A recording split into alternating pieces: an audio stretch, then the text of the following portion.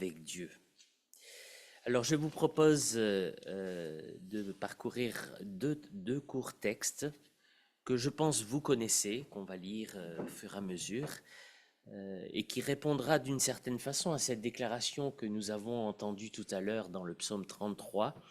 Les plans de l'Éternel demeurent pour tous, et ses projets subsistent d'âge en âge. Et je crois que c'est vraiment la façon dont nous voulons aborder ce temps d'écoute de Dieu pour voir comment il continue d'agir et, euh, et quelle est notre place et notre position dans ce projet de Dieu. Alors je réfléchis, c'est vrai, très souvent à la façon dont Dieu agit, et c'est souvent dans les discussions que je peux avoir ou que j'ai pu avoir, en particulier dans mon ministère pastoral, mais aussi en tant qu'aumônier militaire. Alors c'est peut-être une parenthèse, pour ceux qui ne savent pas, je suis aumônier militaire depuis quelques années, j'en donnerai quelques éléments tout à l'heure. Mais donc aumônier militaire, je disais par mes enfants qui me posaient la question, c'est pasteur dans les armées en fait, hein. Donc je reparlerai un peu de ce cadre particulier de l'aumônier militaire. Mais dans tout ce temps de ministère, pratiquement une trentaine d'années, eh bien, à plusieurs reprises, la question se posait, comment Dieu agit ou continue d'agir dans ce que nous projetons, dans ce que nous faisons, comment nous nous situons par rapport à Dieu et comment nous le voyons finalement à l'œuvre, ou nous arrivons à le voir.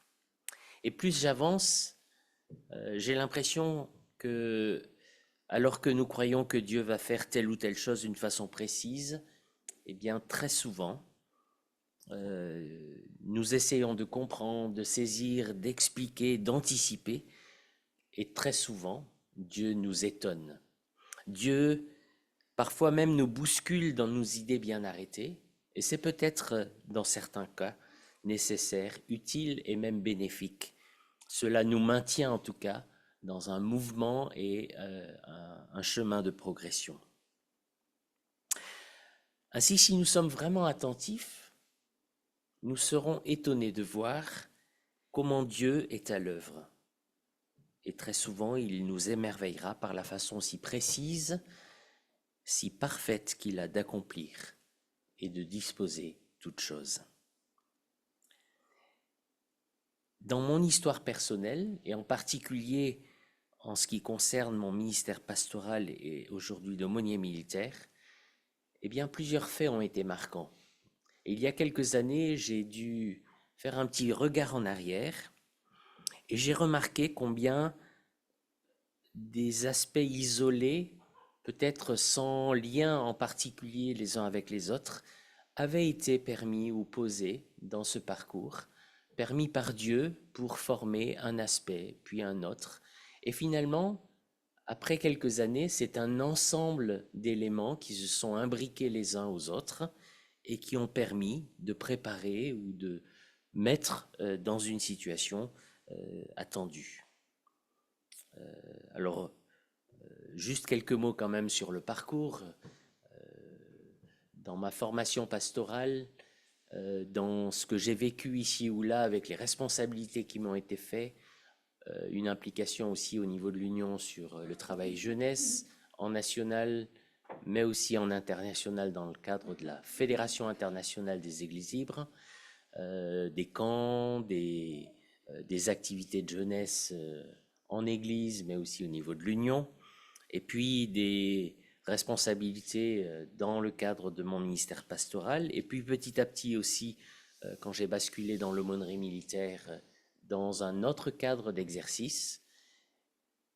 Et en 2017, suite à divers contacts, j'ai été appelé à prendre le poste de responsable du service aumônerie protestante aux armées, avec la fonction d'aumônier en chef.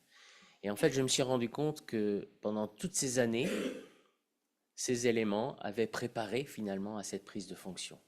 Donc Dieu agit selon sa volonté, dans son temps, d'une façon très particulière, précise, adaptée à ce que nous sommes les uns et les autres, en fonction de notre personnalité, de nos besoins, de nos capacités, des dons qu'il nous a accordés.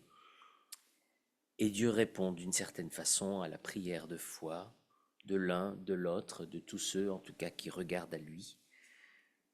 Et peut-être, je dirais, avec deux caractéristiques importantes, c'est de regarder à Dieu ou de s'attendre à Dieu avec humilité et avec patience. L'humilité qui nous permet de saisir que nous ne sommes pas maîtres de nos vies et que nous dépendons toujours de Dieu. Parce que finalement, ce n'est pas nous qui maîtrisons les choses, c'est bien lui qui a la main sur tout. Alors ça peut poser des questions, on y reviendra.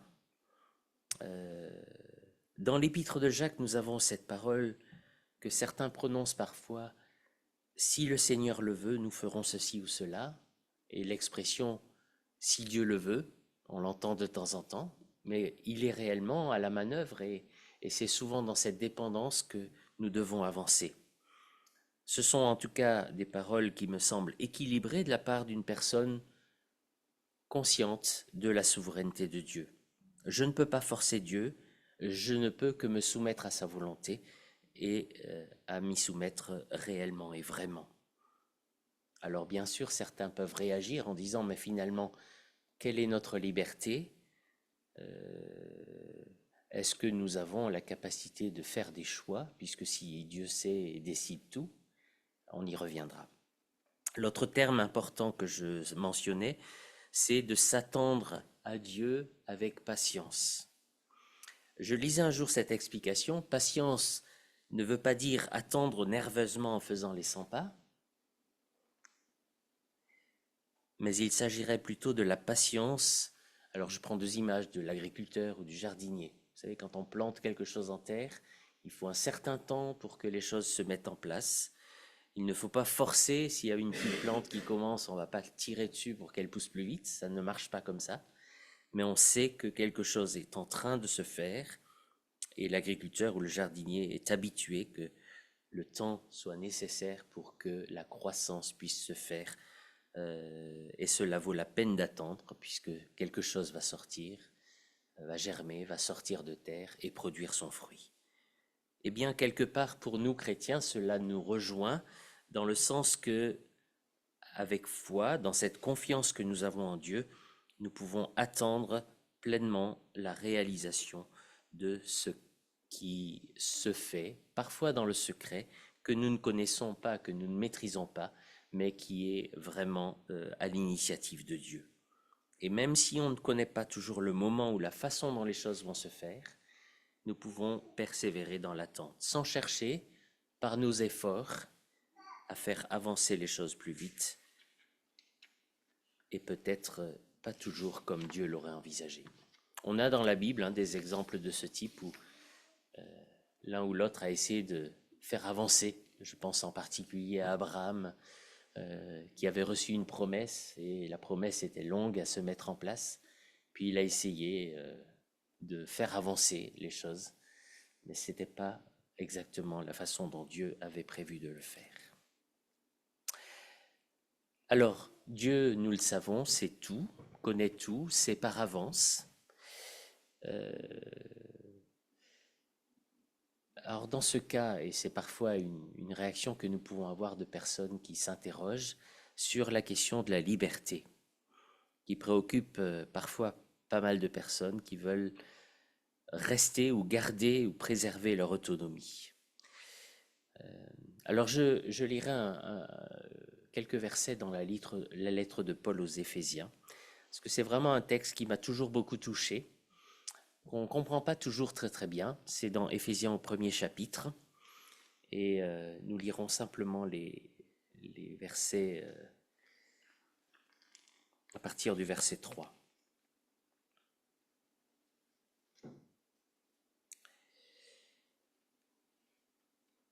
Louange à Dieu, le Père de notre Seigneur Jésus-Christ. En effet, il nous a bénis dans le Christ, en nous communiquant les dons de son Esprit qui viennent du ciel. Avant la création du monde, Dieu nous a choisis dans le Christ pour que nous soyons saints et sans défaut devant ses yeux. Dieu nous aime et depuis toujours, il a voulu que nous devenions ses fils et ses filles par Jésus-Christ. Il a voulu cela dans sa bonté. Alors chantons la gloire de Dieu pour la grandeur de ses bienfaits. Il nous les donne généreusement par son Fils bien-aimé. Dans le Christ, par son sang, nous sommes libérés du mal et nos péchés sont pardonnés, tellement la bonté de Dieu est grande. Dans quel but Dieu nous a-t-il choisis? Et j'ai toujours aimé ces quelques versets parce qu'ils montrent toute l'intention de Dieu à notre égard. Avant même que le monde et qu'aucun homme n'existe, alors que seul il existait dans la perfection de son être, Dieu a souverainement décidé de nous choisir, de nous sauver et de faire de nous ses enfants. Nous sommes tous destinés à être au bénéfice de son amour et à être sauvés. Et cela nous concerne, nous, hommes et femmes, mais aussi les êtres humains, tous les hommes et femmes de ce monde. Certains diraient que c'est une sélection un petit peu arbitraire de sa part, ou alors que tous sont choisis. Alors je pense qu'il faut faire attention à ce que nous disons.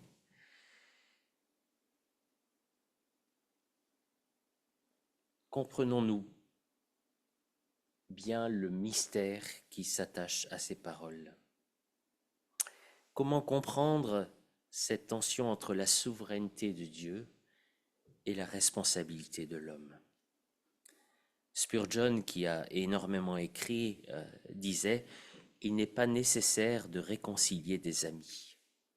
En effet, si Dieu nous a élus, choisis en Jésus, s'il nous a destinés par Jésus-Christ à être adoptés, selon, comme le dit la parole, le dessein bienveillant de sa volonté, parce qu'il avait vraiment cela à cœur, Dieu nous attire à lui, non pas en nous manipulant, ni en nous imposant quelque chose ou en nous forçant la main, mais en nous permettant de répondre à son amour.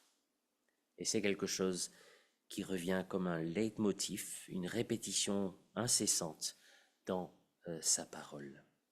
Cette parole que nous devons lire et relire pour s'en convaincre et s'en rappeler chaque jour.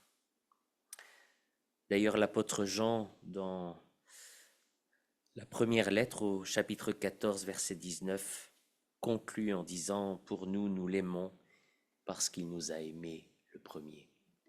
C'est bien l'amour de Dieu qui est à l'initiative de cet élan que nous pouvons avoir vers lui. Dieu est capable, avec un tact infini, de susciter en nous le vouloir et le faire, sans pour autant léser notre liberté. Dieu a choisi de sauver tous les hommes, mais il reste à chacun d'accepter cette offre d'amour, d'entrer dans cette vie avec lui, ou pas. Alors croire en cette prédestination, cette souveraineté de Dieu, cette élection, ce choix de Dieu, ne change rien à la nécessité d'annoncer l'Évangile, parce qu'il y a cette capacité d'accepter ou de refuser. Et je crois que c'est notre rôle, nous tous, de pouvoir être témoins de cette grâce de Dieu, pour que beaucoup découvrent l'amour infini de Dieu. Nous connaissons des versets marquants dans la Bible qui nous le rappellent de façon très très forte. Dieu a choisi de sauver encore aujourd'hui des hommes et des femmes, et c'est en réponse à l'Évangile que nous pouvons annoncer, partager, diffuser très largement, que les uns et les autres vont pouvoir se rapprocher de Dieu et peut-être le découvrir comme leur Dieu, ce Dieu qui aime, qui fait grâce, qui marche, qui accompagne chacun. Je reviens juste à la question que j'initiais au départ, sans nier notre responsabilité. Voyons comment, dans quelques livres de livre des Actes des Apôtres, comment nous pouvons rester humbles, patients en toute confiance et vraiment nous attacher à la façon dont Dieu agit et à ce que Dieu fait. Alors ce sont des versets que beaucoup d'entre vous connaissent, peut-être même presque par cœur. C'est dans le livre des Actes au chapitre 2, et nous sommes tout au début de l'Église chrétienne, alors que Pierre, l'apôtre Pierre, vient de faire un long développement sur l'œuvre accomplie par Dieu en Jésus-Christ. Et dans les versets 41 à 47, nous avons la réaction à l'écoute de ce long discours. Alors, acte 2, 41 à 47.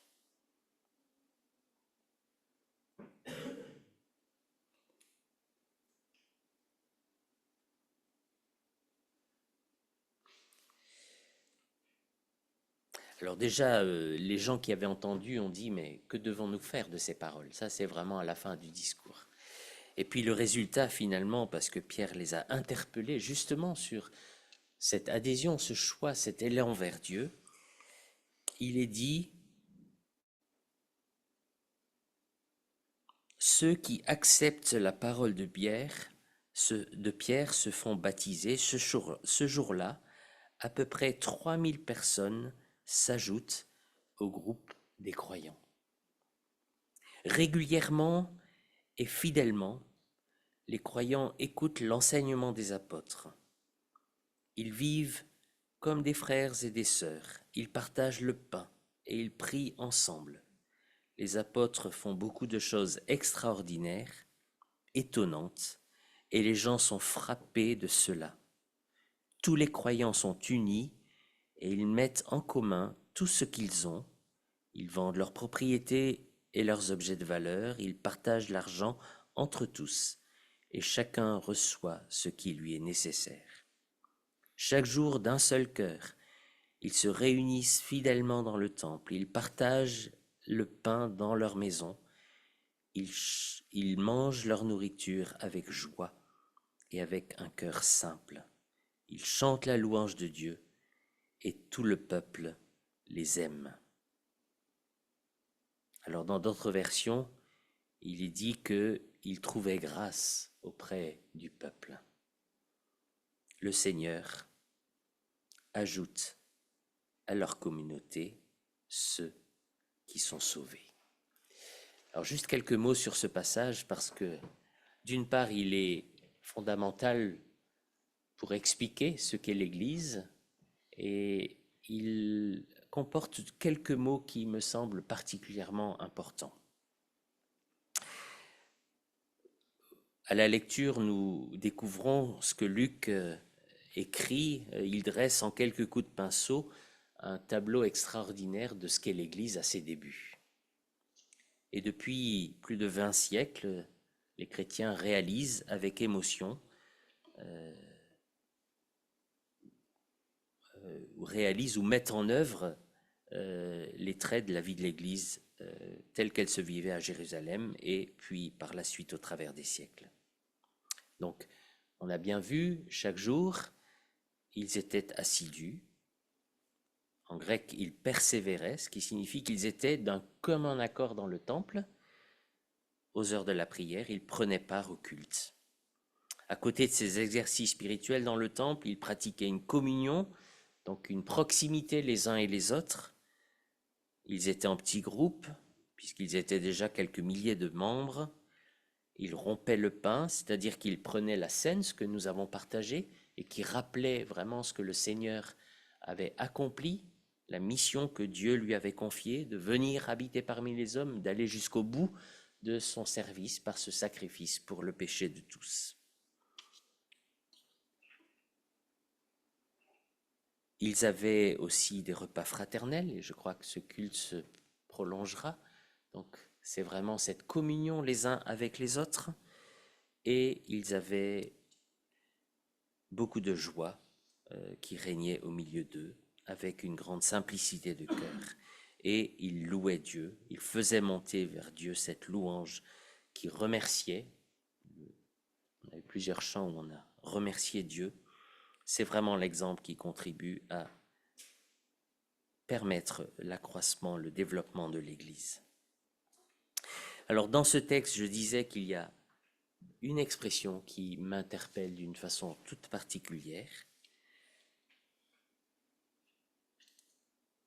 Ceux qui acceptèrent les paroles de Pierre, nous dit le texte, se firent baptiser et environ 3000 personnes furent ajoutées au nombre des croyants. Furent ajoutées. Et à la fin, il est dit, le Seigneur, donc c'est-à-dire Dieu, ajoutait chaque jour à la communauté ceux qui étaient sauvés. Chaque jour, de nouvelles personnes sauvées du péché, qui reconnaissaient en Jésus-Christ leur Sauveur et leur Maître. Une suite ininterrompue d'individus, d'hommes et de femmes, qui un à un acceptent ce salut offert par Dieu et qui sont incorporés à la communauté des chrétiens. C'est bien ce que Dieu veut, et on l'a vu dans le texte d'Éphésiens, et je souligne encore une fois que ce n'est pas nous, mais c'est Dieu qui ajoutait. Et quelle était la responsabilité finalement de la communauté?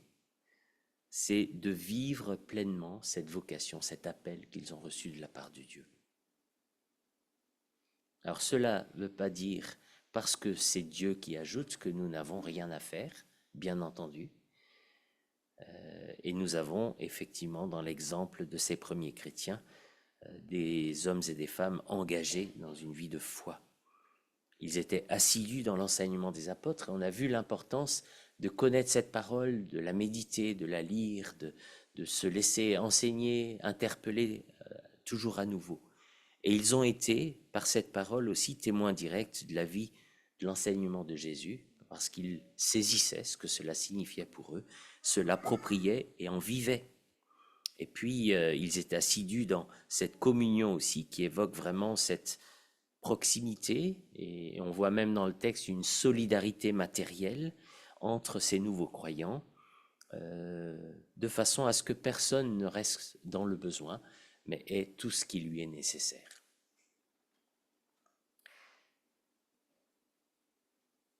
Ils étaient unis, c'est ce que nous lisons au verset 44-45, et 46-47, c'est presque l'expression naturelle de ce que nous vivons avec Dieu. Ils louaient Dieu. Et ils louaient Dieu pourquoi? Pour tout ce qu'ils avaient découvert en lui, tout ce qu'il avait fait, tout ce qu'il avait permis et qui leur permettait aujourd'hui de vivre cette vie extraordinaire.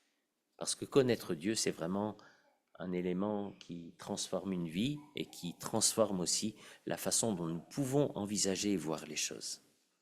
Et cette unité qui règne entre eux, cette joie, cette louange à Dieu qui caractérisait cette communauté, c'est la raison pour laquelle ils trouvaient un accueil favorable auprès de tout le peuple. Et on sait qu'à Jérusalem, il y avait énormément de personnes qui étaient attentives et qui passaient également. Donc la communauté vivante, composée de ces croyants, heureux de croire, qui vivaient leur foi au quotidien de façon extraordinaire, portait en elle un témoignage qui pouvait toucher le cœur d'hommes et de femmes. Et c'est certainement l'essentiel de la communauté chrétienne, de pouvoir être témoin par sa parole, par ses actes, en toute circonstance et en tout lieu, avec humilité et patience, pour redire d'une certaine façon l'œuvre extraordinaire de Dieu. Pour moi, ce texte est vraiment un encouragement à s'attacher vraiment à ce qui est essentiel, ce que nous recevons de Dieu, et à lui faire confiance. Nous pouvons compter sur lui, il a été fidèle, il continue d'agir, et même si nous nous attachons à cette parole, Dieu ajoute chaque jour à la communauté ceux qui sont sauvés. C'est souvent par notre témoignage, par notre vie, par ce que nous exprimons, par les contacts que nous avons au quotidien, là où nous sommes, là où Dieu nous place, que des hommes et des femmes peuvent encore découvrir aujourd'hui sa grâce et son amour. Alors que Dieu nous bénisse, nous encourage dans cette mission de témoin. Je vous invite juste à terminer par la prière. Seigneur notre Dieu, merci pour ta parole. Elle est effectivement utile pour nous rappeler tout ce que tu es et tout ce que tu as mis en œuvre dans l'histoire de l'humanité. Depuis les premières pages de la Bible et jusqu'à ces paroles qui décrivent l'histoire de l'Église, les débuts de l'Église et la façon dont cela s'est mis en place dans les différentes communautés qui ont été créées dans les premiers siècles. Merci parce que nous te voyons à l'œuvre en pleine action pour rejoindre et visiter les hommes de tous les temps. Tu as toujours agi pour renouer le contact avec toi. Nous savons que le péché avait mis une séparation entre toi et nous, mais tu as permis, par le sacrifice de ton Fils Jésus-Christ, que le pardon soit possible et que nous puissions être réconciliés avec toi. Et parce que nous avons vécu cela, parce que tu nous as aimés de cet amour incroyable, parce que nous y avons touché, nous l'avons découvert, expérimenté, nous voulons aussi être témoins et nous te demandons cette grâce par ton esprit d'être vraiment ces hommes et ces femmes toujours prêts à partager et à vivre leur foi au quotidien. Et cela dans nos familles, dans nos lieux de travail, dans nos relations de proximité, dans tous les lieux où tu nous places. Et que ton esprit réellement nous accompagne, nous soutienne, nous renouvelle, pour nous donner aussi l'attitude et les mots qui conviennent. Seigneur, qu'il est beau de te rendre grâce pour tout ce que tu as fait, car tu es un Dieu qui agit avec fidélité depuis toujours et que tu continueras à le faire, d'âge en âge, comme nous le lisions dans ce psaume. Nous te rendons grâce pour ta bonté, pour ton amour, et nous prions que dans ce monde troublé, beaucoup d'hommes et de femmes te découvrent encore et encore, et que nous puissions être ensemble, un peuple qui te loue, t'adore et te serve. Nous t'en prions dans le nom de Jésus-Christ.